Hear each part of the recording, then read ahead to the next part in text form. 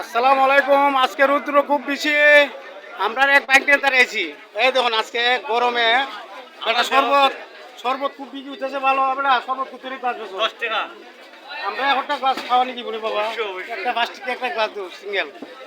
গরম লাগতে আছে, আইলাম ওই বাইক নিয়ে একটা গ্লাস শরবত খাই, খুব ভালো।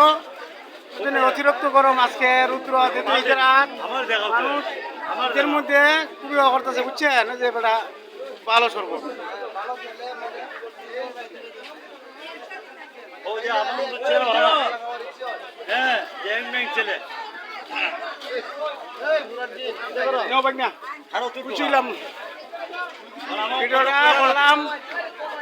শরবত খুব আজকে চলছে বলা, গরমের তাপমাত্রা খুব বেশি। এগাইতে দিতে গো।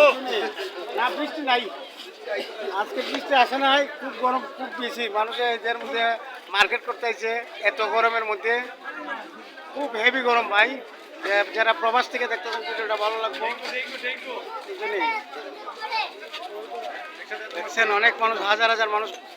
ঢাকা কমলাপুর স্টেশনের মতন হয়ে গেছে এই জায়গা, বুঝছেন? ঢাকাতে কমলাপুর স্টেশনও দেখছি এরকম ভিড় থাকে সবসময়। ঠিক আমরা খাগালছেও এই বাজারের মধ্যেও এরকম ভিড় হয়ে গেছে। তো ভালো দেখান, সুস্থ থাকেন, সবার জন্য দোয়া রইল প্রবাসে যারা আছেন।